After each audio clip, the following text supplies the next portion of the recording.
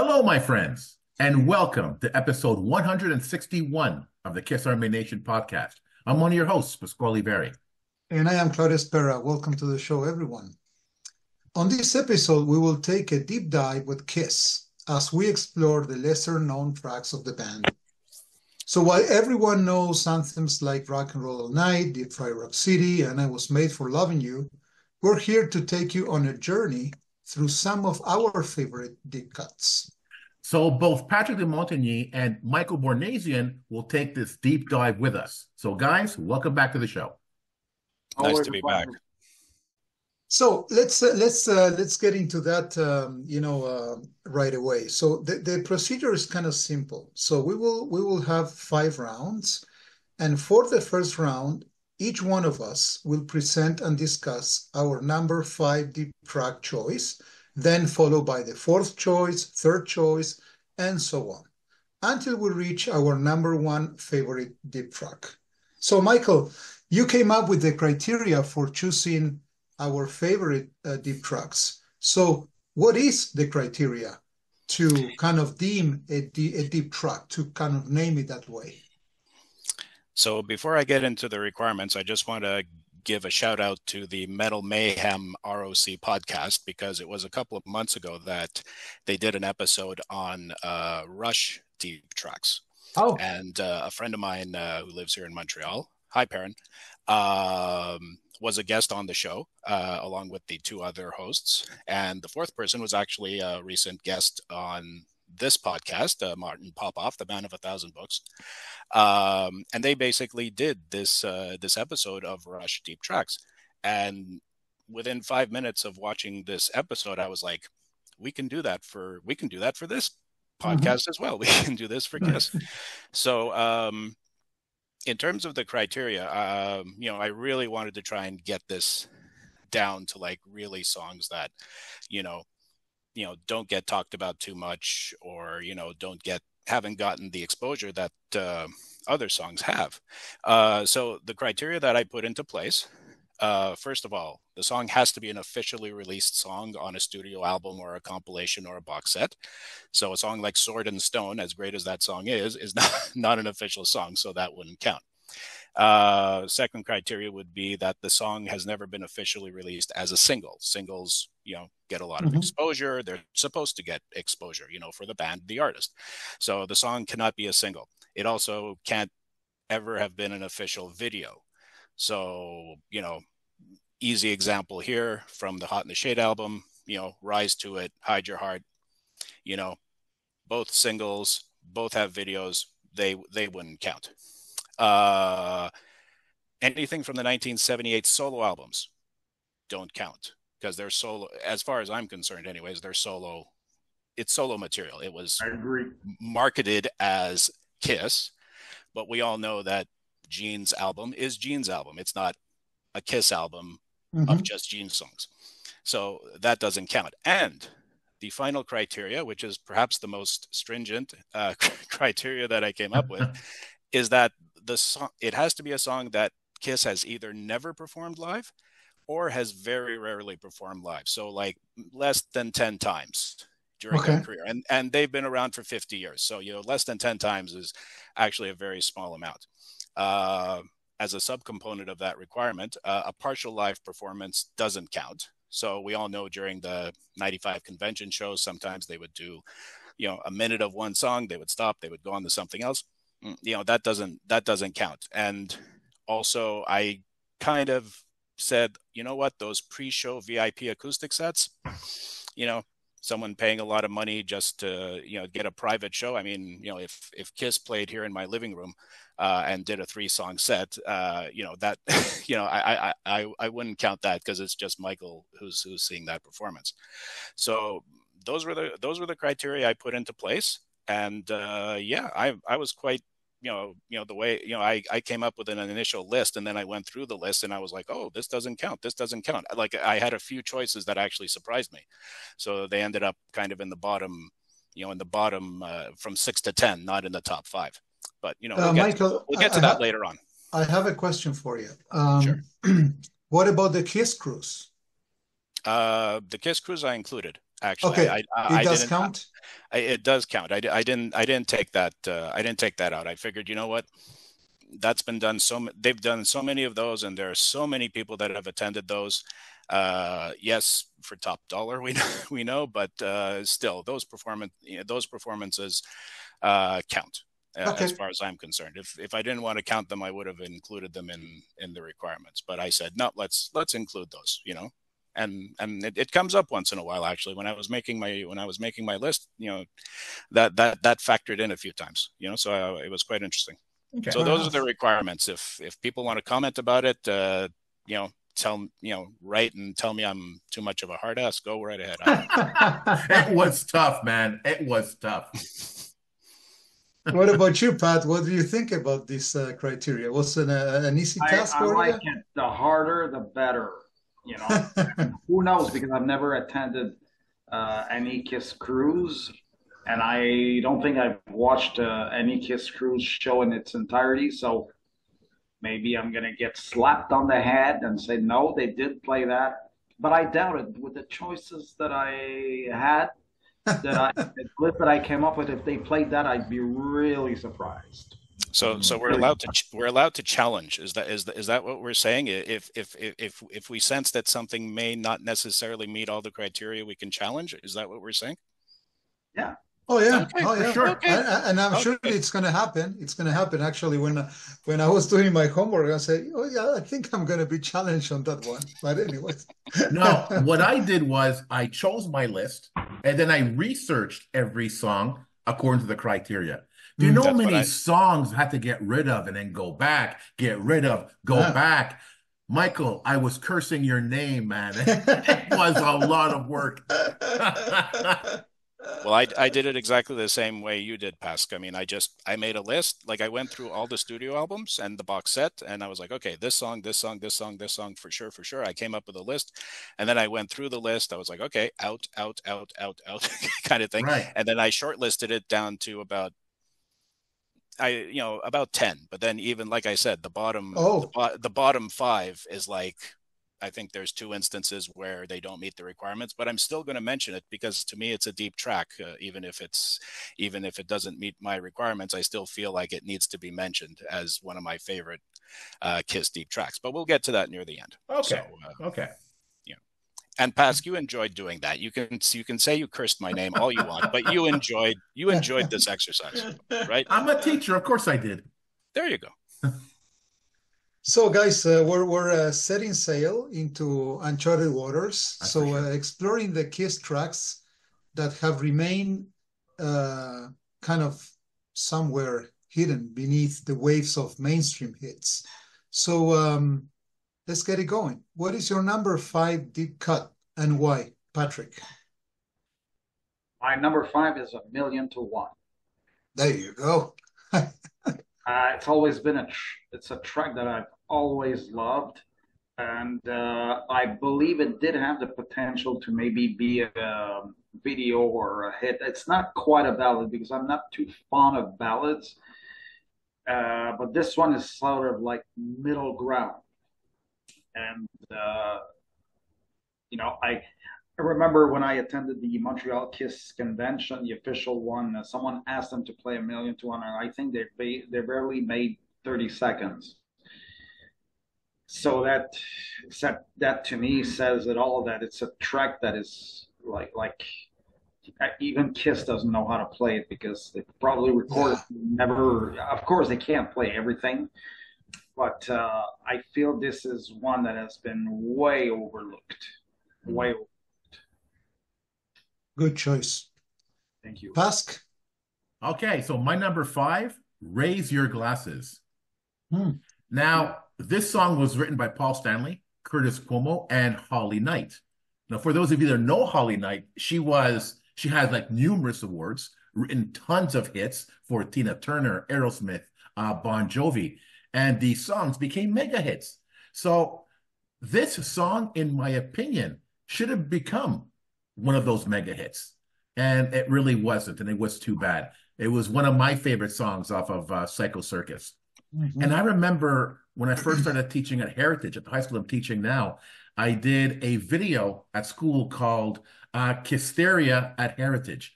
And the idea was that Kisteria overcame the staff and students at Heritage.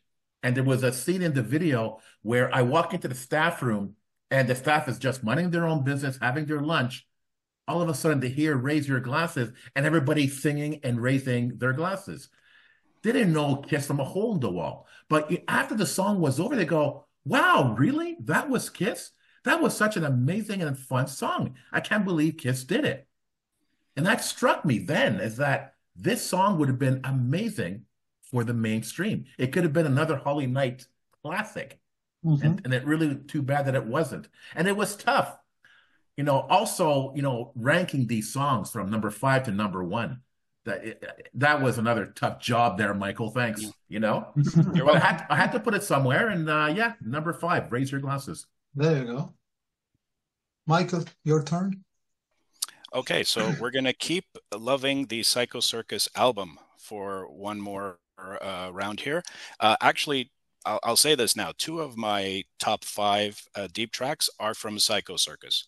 It's an album I've always loved. I know in recent years it's gotten a bit of negative press because of the fact that Ace and Peter didn't play very much on it. I mean, Bruce Kulick plays more on it. Tommy Thayer plays more on it. Obviously, I can't remember his first name. Kevin Valentine, I think, the person who played the drums. He obviously plays more on it. But it doesn't take away the fact that there are excellent songs on this album, and it's I enjoyed the tour when I saw the tour, and the tour itself is an overlooked tour in my opinion. It's sandwiched in between the reunion tour and the first farewell tour, which were 2 very big and successful tours for Kiss, and in between you have Psycho Circus, and it's like it's almost forgotten sometimes. So my number 5 deep track is We Are One. This is one of the shall we say, outre, a word that Gene used during the Tom Snyder interview, one of his outre songs on Psycho Circus. Gene has 4 songs on that album. The most rockin' one, I suppose, is You Wanted the Best, but the other 3 songs show another side of Gene's songwriting. So you have Within, you have Journey of 1,000 Years, and you have We Are One. The first time I heard this song, I was like, holy mackerel, this is amazing. Where did he come up with this? It's a beautiful song with a beautiful message. I mean, it's definitely a post reunion afterglow kind of song, just based on the lyrics. You can tell that it's written, after all the, after how amazing the reunion tour was and how they were able to get back to being what they were in the 70s. Gene came up with this song, and it's a song I wish they had found a way to perform on that tour, on the Psycho Circus tour. Never happened. It was performed once on a Kiss cruise in, let me check my notes, 2021. So if you were lucky enough to be at that show on the Kiss cruise in 2021, you heard the only live performance of this song. Is it my favorite song on Psycho Circus? Most likely. I mean, definitely one of the, definitely up there, definitely, one of the top 3, one of my favorite top 3 songs, let's say, on that album. But yeah, in terms of deep tracks, I put this at number 5, an excellent song, and a song you wouldn't expect Gene to write, because, everyone has a stereotypical opinion or view of the kind of songs that Gene writes. But then he throws this one out and it's like, whoa, okay, thank you very much. That's nice. So We Are One is my number 5 deep track. There you go. Excellent. It's interesting comments because, when I was making my list, in order to give it a kind of a sequence, I went chronologically. And when I got to Psycho Circus, I was thinking of A Journey of 1,000 Years. That's another great tune. But let me go back. So again, it was tough to pick 5 out of the list, and then what's the criteria to go from number 1 to number 5? Still, I don't know. But I went even though this song, I love the stuff that Paul was writing back in '79 during the Dynasty and Unmasked era. Um, yeah, I know that in North America that was kind of the start of the decline for the band, and many fans started to check out because they became a little bit poppy. But within Dynasty, I find that there's a song that Paul actually played on his Live to Win tour, and that's Magic Touch. So my number five, Deep Cut. It's a great song. It's one of my all-time faves from Kiss, and I wish they had played that tune during the '79 tour when you guys when you saw that the return of Kiss.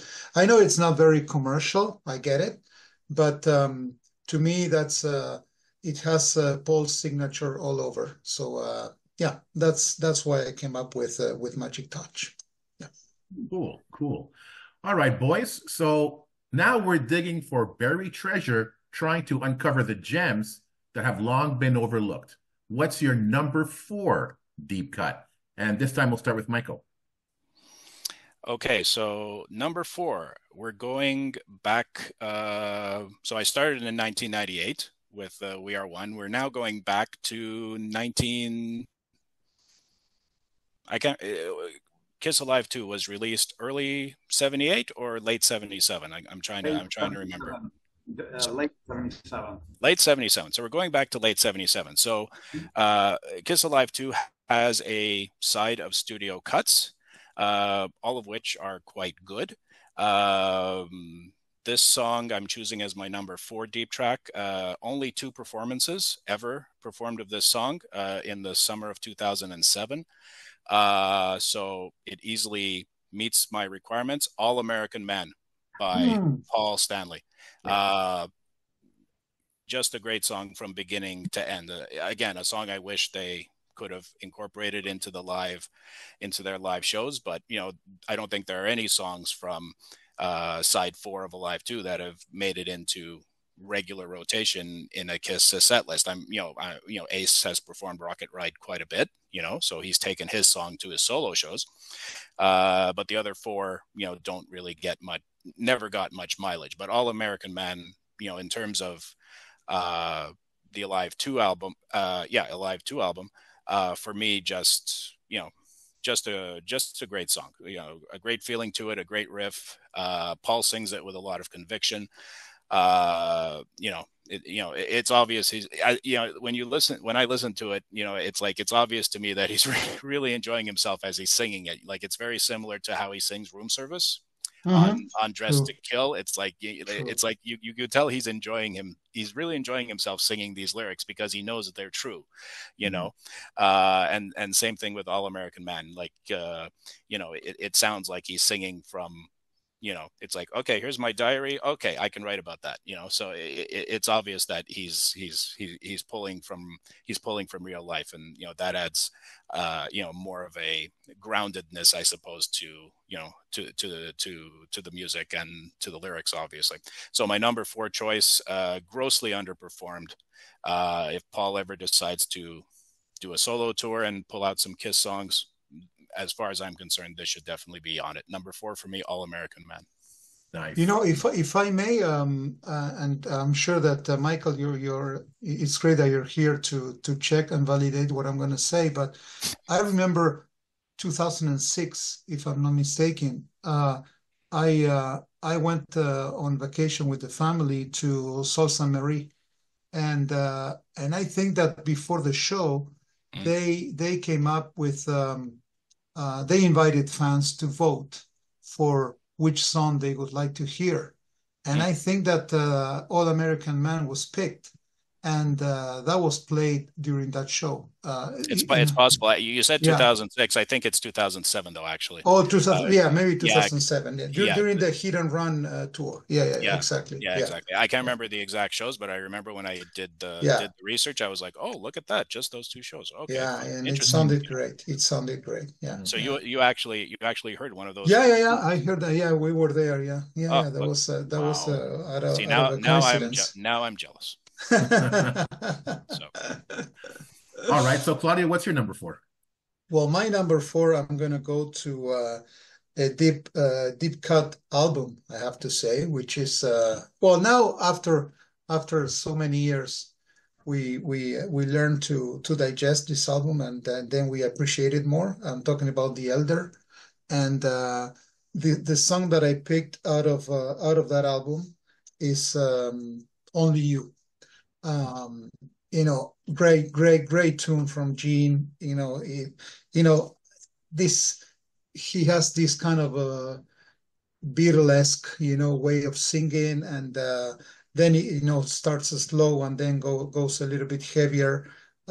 It's a great tune. I think that Doro Pesch, she made a great rendition of that song in some of the tours, and then actually she even sang it live. But Only You, my number 4 deep cut from The Elder. Yeah. Nice. Okay, Patrick? My number 4 of Dynasty, X-Ray Eyes. I overlooked Gene's song because strangely enough, Gene only has 2 songs on Dynasty. He's quite absent. And I've always loved that track. I remember when I got the album when I was a kid. I was 10 years old. That's one of the songs I would put on, first, even before, because when you think of Dynasty, you think of course, I Was Made for Loving You, but you also think of somewhat of 2000 Man and Sure Knows Something. But the rest is overlooked, and I think X-Ray Eyes is one of the best Gene songs out there. And I think it's one of the best ones of the album. It should have been played live, to be honest with you. I wonder how that would have sounded live. Mm-hmm. I think it's good enough to be in a set list. Of course, they can't play everything, as I said earlier, but top quality song. I challenge anyone to go and listen to it, and you'll be surprised how good it is. The riff, the solo, it just works for me. So that's another overlooked gem. Mm-hmm. When I was doing this list, one of my criteria was I want to create or have songs that, would fit the mainstream, where people would listen to these songs and go, that's amazing music. This is something I really enjoyed. And it struck me, in class, we're about to leave class at the end of the period, and one of my students says, "Sir, I've got Kiss on my playlist. Check this out." I'm thinking, I know what they're going to play. Sure enough, I Was Made for Loving You.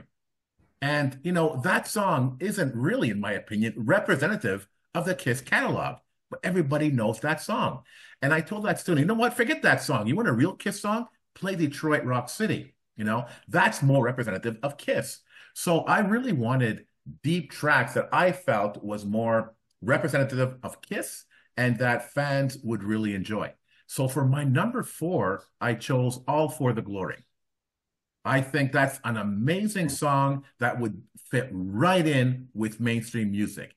And that was written by Paul Stanley and Gene Simmons and given to Eric Singer. And Eric did an amazing job on that song. I love his voice on that song. But what's interesting is that when I listen to it, I sort of can't help but wonder, imagine if Paul and Gene sang that song. I think it would have been amazing, because really Kiss is really about All for the Glory. And it would have been great to have another Gene and Paul song. And I think that would have been perfect for them. But as a deep dive or deep cut for mainstream fans, I think All for the Glory would definitely fit the bill. Good point. Good choice. So, gents, now we're going under the radar to spotlight the Kiss songs that have flown quietly below the surface of their greatest hits. So, what is your number 3 deep cut? I'm going to start with Pask now. I remember the interview with Joey Casada, and he said that he has a pop sensibility to the music that he likes. And, yes, I love rock music. I love hard rock. I like some metal, But as a kid, I remember the first 3 albums. And I said this before, I didn't enjoy them. I did later on, and I didn't like Kiss Alive. I loved Destroyer, Love Gun, song records like that because it had more of a pop sensibility in my taste. So this next track, written by Paul Stanley and Vinnie Poncia, King of Hearts, an amazing pop song. Yeah, it's about a toxic relationship, where the narrator of the song is addicted to a 19-year-old girl. The themes are the same. And when I'm listening to the song, I didn't even know what that theme was or what the story was. It just sounded so much fun and so poppy, so outside of what Kiss normally does, because this isn't the song you would hear on a track of hits. But again, I mentioned this on the show as well. When I was taking guitar lessons and my guitar instructor plays "Sure Knows Something" and goes, "Wow, this is really cool." And I think a song like this is something that the mainstream audiences would really enjoy. Patrick? My number 3, of course, being the person that I am, I had to include at least one Peter Criss song. And one of the Peter Criss songs did make did meet the requirements. Baby Driver. He did play it on the Bad Boys tour with Ace, but I do not consider this Kiss performing it. So therefore, I think it makes it meets the requirements. I like Peter when he rocks. I know we have a tendency to look at Peter as a type of ballad person when it's his time to sing. But the guy can rock. I mean, look when he sings Black Diamond. He didn't write it, but he gives it so much life or when you hear him do when he does the harmonies and Nothing to Lose. That's right, exactly. So I love his raspy voice, but I also like the song Baby Driver itself. I remember playing this, when I was a kid, I had that's the part of life I miss. When you're a kid, you have no preconceived notions of how it should be. You just listen to it, what it is. And I remember loving that song. Rock and Roll Over is one of my all-time favorite albums. And again, you listen to Peter scream on it, and even his drum parts, it's like, wow, when he wanted to, he could really shine it. He could really deliver the goods. Mm-hmm. So that's why I'm so fond of it. And it should have made at least a Rock and Roll Over tour. Drop maybe another song and put this one in. Just amazing, even better than Hooligan, in my opinion. Absolutely, that's what I was going to say. Yeah, absolutely. Great stuff. Michael, what about you? Your number 3. So I said earlier that I actually have 2 songs from Psycho Circus in my top 5. So this is the second Psycho Circus song that made my top 5, and it's our first repeat song of this podcast. So my choice for my number 3 deep track is Raise Your Glasses. I agree with Pask. This is a killer song. Again, by Paul. Again, seemingly torn from his diary.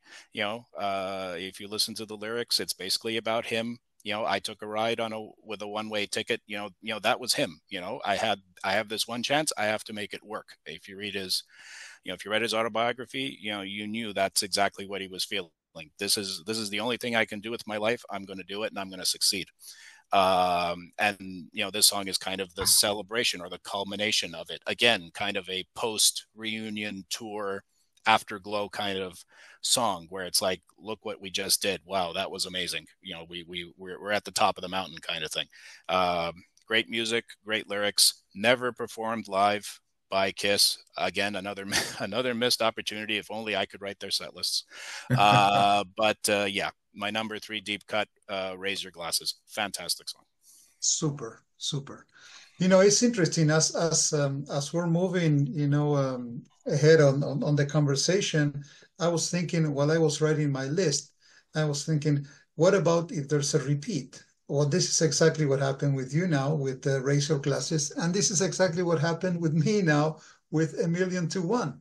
So my number 3, it's A Million to One. You have yes, that's right. So it's interesting. The chain of thought. That we have. We have the tendency to follow the same path. And you said it all, Pat. In your number 1 choice, a great tune.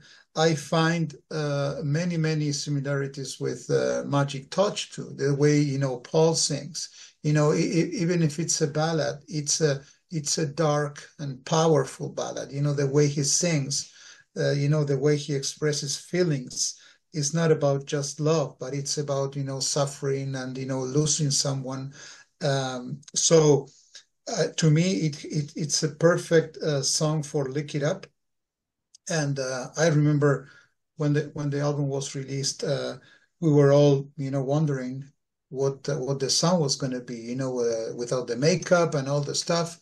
And A Million to One, to me, it could be a song that really fits well in any Kiss album. Of course, with the sound of the 80s or 90s. But great tune, great tune. So again, Pat, thank you for yeah, we're on the same boat here. That's good. All right, Claudio. So now we're going to step into the shadows as we uncover the Kiss tracks that has been overshadowed, like I was saying earlier, by their hits. So Claudio, we'll start with you. What's your number 2 deep cut?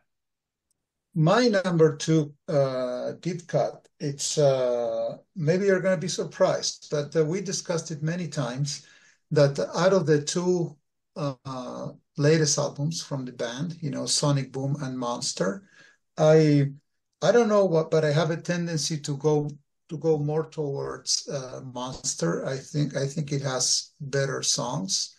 I think we all agree that maybe the sound and the production is not great, but one of the songs that I every time I listen to that song, it's like, wow, what a great way of writing, powerful voices and everything.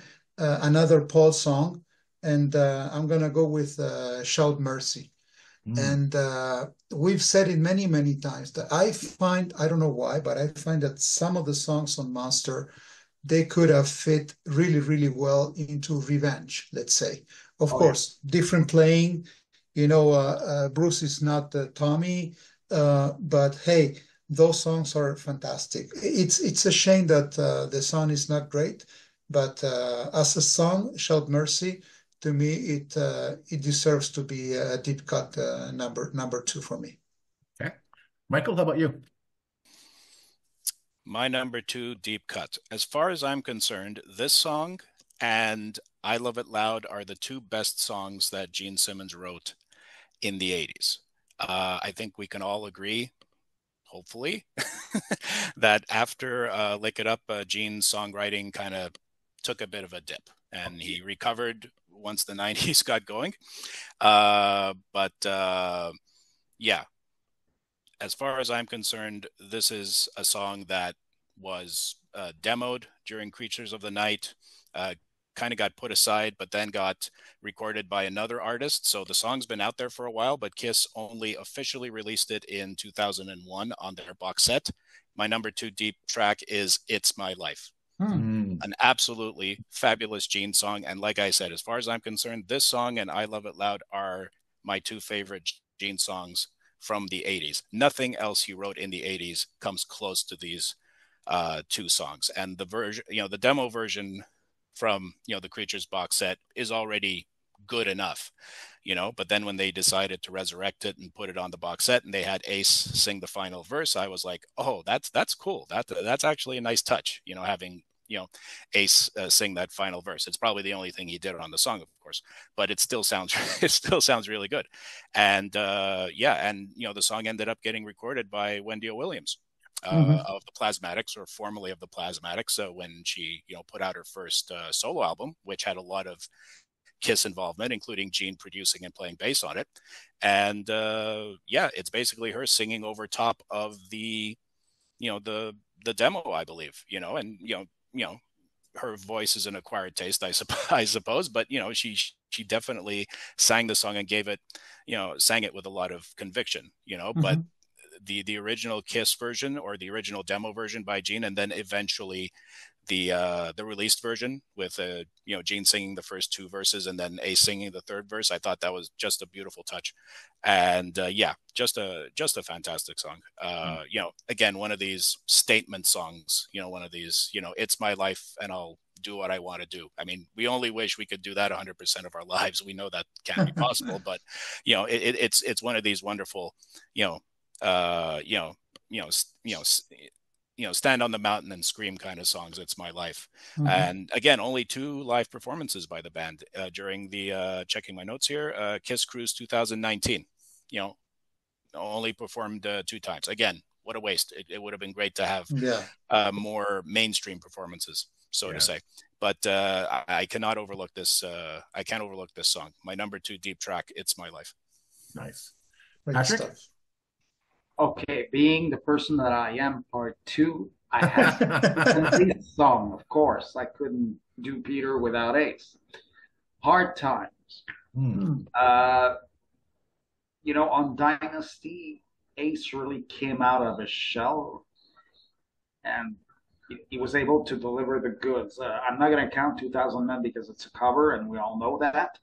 Although he pretty much made it its own, but still, it's not his song per se. But Hard Times is his own song, and Save Your Love. And I think Hard Times, it's got this hook, the hard times, you can't help but sing it.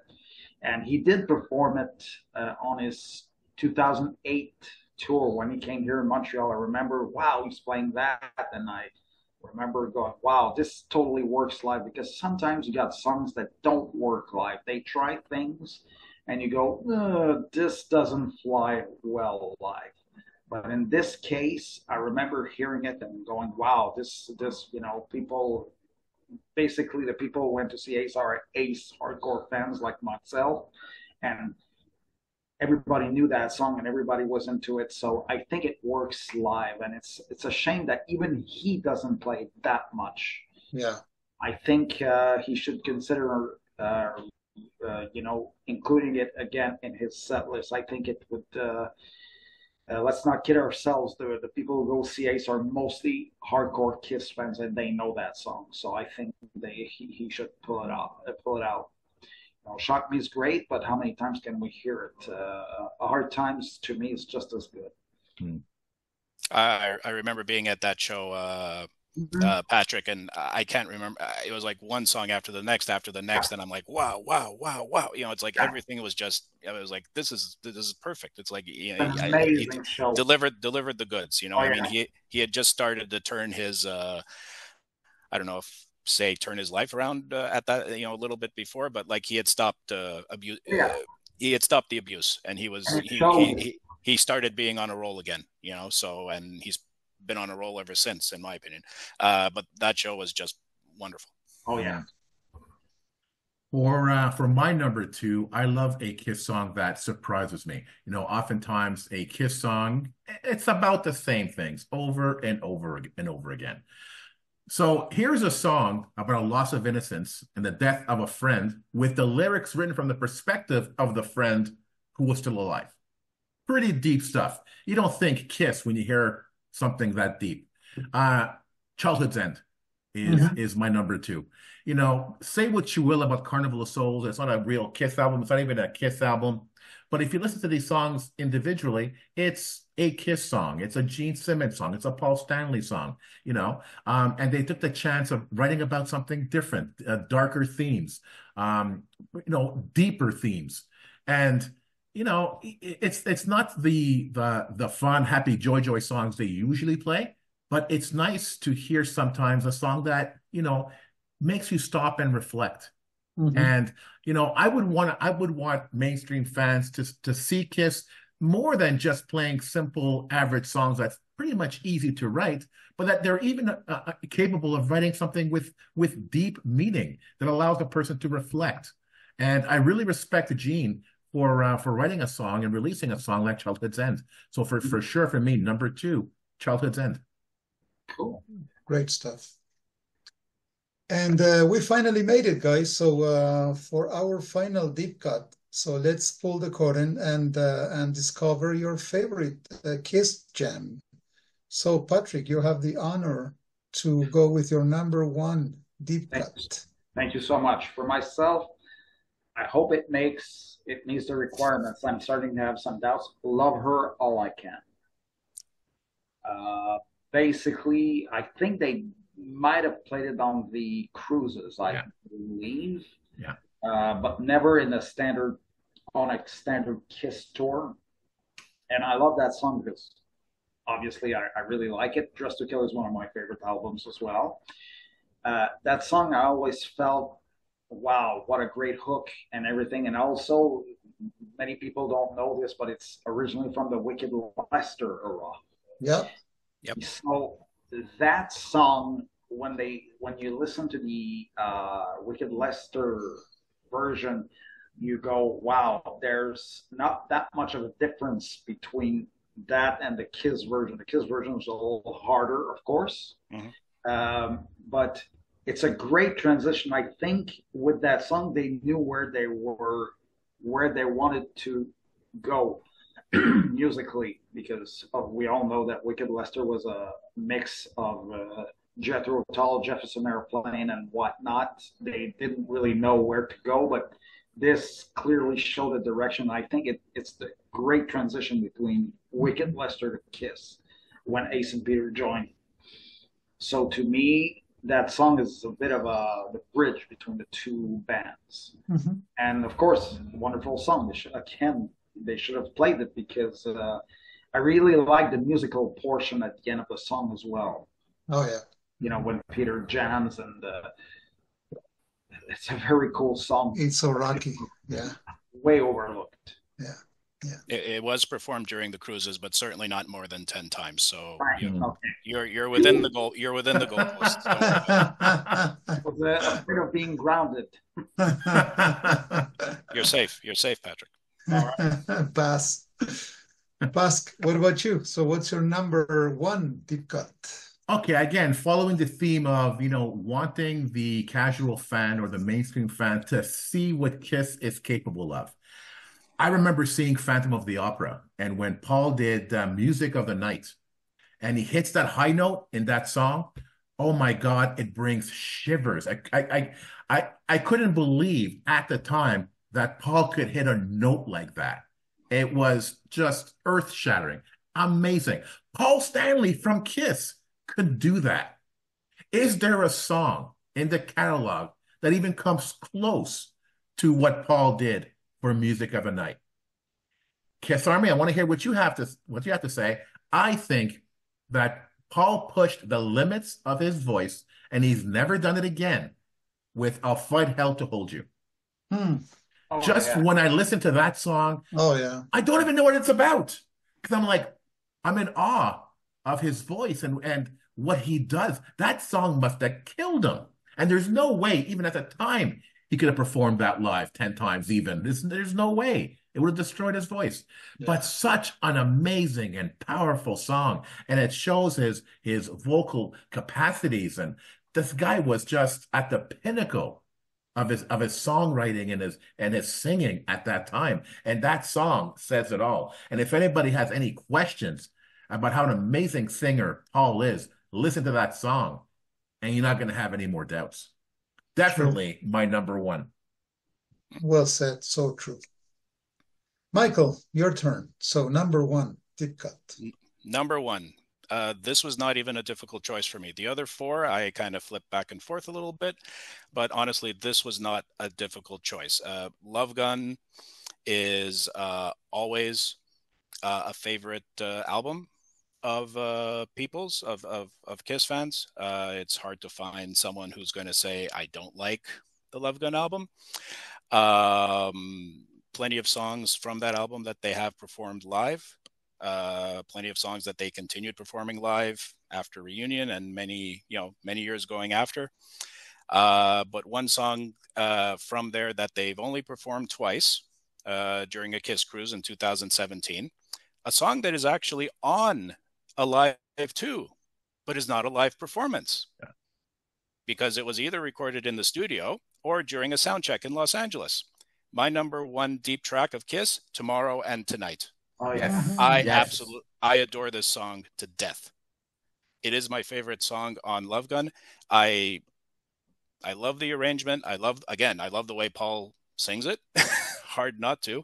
And the winning ingredient there is the backing singers, the female backing singers. Yeah. They add a wonderful touch to the chorus. And when they come in, just by themselves after Ace finishes his solo, I mean, that's a goosebump moment for me every single time I hear that song. And again, such a shame that they never performed it live too much. You would think they did because it was on a live 2 on side 2, but that was one of the 2 songs that wasn't performed during that tour, and they had to make up for it, I suppose.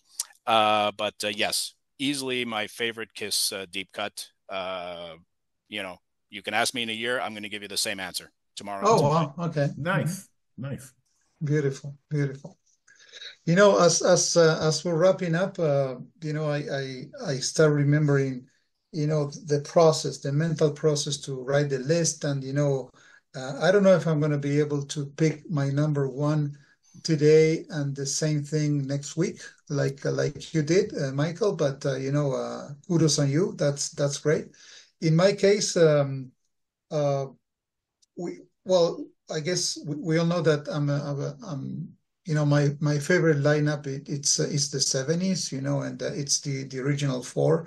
But I have to say that during the 80s, if there's someone who actually took the leadership and moved the band forward, that was Mr. Paul Stanley.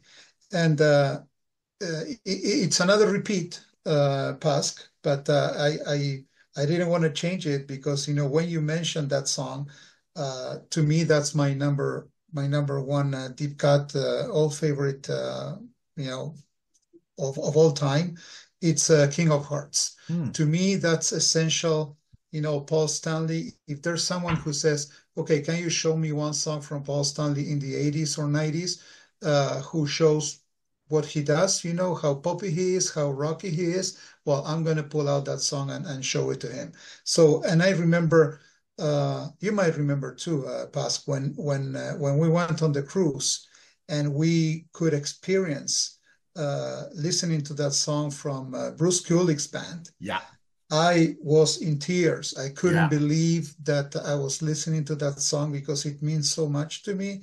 I don't know, not because of the lyrics, but because of, memories that come back to me, during those years. So again, from Hats in the Shade, not one of my favorite albums, not at all. But that song, King of Hearts, stands out. So if he plays it anytime, I will be in tears again. So yeah, that's my number 1 choice. Nice. So guys, man, this was a lot of fun. It was worth all the work I think we all put into this particular assignment. But before we close the curtain on this episode, are there any deep tracks that didn't make your list because it didn't meet the requirements? We'll start with you, Michael. All right. So like I said off the top, I have a 6 to 10 songs. I consider all these songs deep tracks, even though 2 of them are, don't meet the requirements. I'm still including them. So I'll try to go chronologically here. All the Way from Hotter Than Hell is easily my favorite song on Hotter Than Hell. And we know how many great songs are on Hotter Than Hell. But originally I wrote that down. And then when I did the research, I was like, oh, they've done this more than 10 times live. Too bad I can't include it. But it is my favorite, my personal favorite song from them, Hotter Than Hell. And a song I wish they could have performed more often. Next, my favorite song off The Elder, A World Without Heroes. This has always been my favorite song off The Elder. Just a beautiful song. It's a song that I wish they could have performed on the reunion tour. I mean, just imagine this song being performed before Black Diamond. No, good one. And but that was me fantasizing back in 1996. But it would have worked really well. Them doing that song, perhaps dedicating it to Eric Carr, and then going right into Black Diamond and finishing the main set. Didn't happen. But this song has actually been performed quite a bit. I had forgotten that they performed this song at every convention show in 1995. So right away it's like, whoop, busts the live requirement. So, but I can't not include it because it is a great song, and I do consider it a deep track. These other three songs are deep tracks as per the requirements, but they just didn't make it up to the top 5. Rock and Roll Hell from Creatures of the Night, 6 live performances in total, but a great song that Gene co-wrote, one of the 2 songs that he co-wrote with Bryan Adams and Jim Vallance. But everyone knows War Machine, but Rock and Roll Hell never made it very much into the rotation. Three shows in late 1992, early part of the Creatures tour, and then it was off. And then it came back a few times in 2016. But Rock and Roll Hell for sure. And the last 2, and On the Eighth Day from Lick It Up. I don't know if I'd say it's my favorite song from Lick It Up, but it's definitely a song I enjoy a lot. And one of Vinnie Vincent's best what's the word I'm looking for? Not compositions, but one of his best. One of the best things he gave to the Lick It Up album. That song, and On the Eighth Day, and a great way to end the album. And my final choice is the song Jungle from Carnival of Souls. I love Carnival of Souls. I've loved it from the first time I heard it on a bootleg cassette in 1996. And the song Jungle stuck out with me, right away. Easily my favorite song off of Carnival of Souls. Plenty of songs I like on that album. But again, a solid vocal performance by Paul on that song, and just a very well composed song, and so that's my 6 to 10 list. Okay, good. All right, Patrick, how about you? I don't know if I have as many songs as Michael, but the few ones that come to my head, there is off the first album, Love Theme from Kiss, the instrumental. That's it's Kiss is not one band to do instrumentals, but that one just really works in my opinion. Also, you got let me see here, off Carnival of Souls, Master and Slave by Paul. Oh my God, that's just another one that really, really could have been a Kiss classic in my opinion. If Kiss had continued and not done the reunion tour, I believe that song could have been like a new classic. It really works. Also from the same, I was going to say the same but from Revenge, Paralyzed from Gene. We all know that on Revenge, Gene made a huge comeback, and Paralyzed is one of the overlooked gems. I really love that track. Definitely something that should have been played. And also, I think one of the other songs that they didn't play very much, Take It Off. I think Revenge was really Kiss saying, okay, we dropped the makeup, but we're back, and the fooling is finished. We are a hard rock heavy metal band, and it showed. So those are the tracks that come to mind. I'm sure there are many others, but just like that, I think those are the ones that stand out. That's cool because except for Take It Off, all those songs actually meet the requirements. Yeah. All right. Claudio, how about you? What'd you come up with? Well, I did this kind of the same thing that Michael did. So some of the songs that didn't fit in the criteria. Like just to honor Peter Criss, I would go with "Dirty Living" from Dynasty. It was released, I think, as a B-side of a single. Then the same thing happened with "Naked City" and "Tomorrow" from Unmasked. I would have loved to have those two songs there as deep cuts, but again, they were released as a B-side of a single. Um, then Not for the Innocent, same thing with Lick It Up. It doesn't fit the criteria because it was released as a B-side of a single. And then some of the songs that actually could have actually been chosen as deep cuts because they fit into the criteria. From Killers, Nowhere to Run, beautiful song, awesome. I love that tune. And if we were to do top 10, that would fit the bill, that's for sure. Then from another one that fits the criteria from Revenge, it's Heart of Chrome.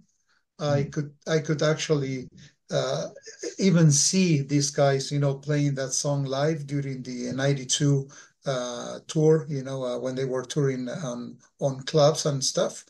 And then out of Psycho Circus, because I think it needs to be mentioned, as Michael was saying, Journey of a Thousand Years. That's a great tune from Gene that shows that he can write songs, that are not just typical Gene Simmons songs. So yeah, that's basically my 5 or 6 different songs that I could pick. Okay, because listening to you guys, I realized I'm a very lazy student because, doing this homework, I was exhausted. I couldn't come up with 6 more songs, for God's sakes. I came up with one. For me, the deep track that didn't fit the criteria, but I think is just an incredible song that should have been included in the general set list. Up there with Shout It Out Loud, Rock and Roll All Night. Hint, it's an '80s song.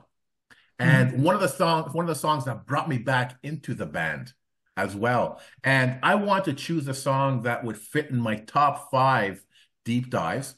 But this happens also to be one of my top 5 ultimate Kiss songs, Thrills in the Night. Oh, yeah. I just love that song.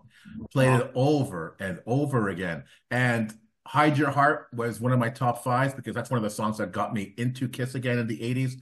And when I was going into the back catalog and listening to the '80s stuff and I heard that song, it just blew my mind. That they don't play it on a regular basis, it's just criminal. Absolutely criminal. Wow. Love it. I love it. Hey, look at this. I think the feeling it's shared. This was so much fun. So Michael, thank you so much for the great idea. Yeah. It was fantastic, man. It's amazing how when you come up with this great ideas of what we can talk about, it becomes a beautiful homework to do. That's great. So that's fantastic. So. Always a pleasure, Pat, to have you on the show. And Michael, a true honor. So thank you so much, guys. Hey, Claudio, remember back in the old days of the Kiss Army Nation podcast, the number of times you asked me, so Pat, let's do this list episode, or let's do this list episode. Oh, come on, Claudio, man, I don't want to do that. Everybody does that. It's the same old thing. No one cares. You know what, Michael? You made this fun for me. Yeah. You made this challenging. It wasn't just come up with a top 10. Anybody could do that, but you gave us criteria that we actually had to think. Yeah. And, it forced us to do research, to dive deeper into the catalog. And we've been fans. We're super fans. We've been fans forever. And we're still learning something new. I think that's fantastic. And I hope our listeners learn something new as well. And I hope our listeners, let us know in the comment section, what are your top 5? But don't cheat. Follow Michael's criteria, because trust me, it's a lot of fun to do that. It really was. So, Michael, you got the job. If you want to do more lists episode, you let us know, man. You let us know. But I'll come up with a list of list episodes. There you go. have a set of criteria. This was fantastic, guys. Thank you so much for Patrick and Michael for being on the show. And this was awesome. Let's do it again really, really soon. So, to the KISS Army, we hope you enjoyed this episode. If you have any questions, comments, or ideas, please send them to talktome@kissarmynationpodcast.com. Until the next time, remember, never stop rocking. Take care, everyone. If you enjoyed this episode, check us out on Facebook, Instagram, and X. You can watch us on YouTube or listen to us on Podomatic, Spotify, iHeartRadio, or wherever you listen to your favorite podcasts. This is about you, so please like and subscribe to support the amazing guests we have on the show. See you soon, KISS Army.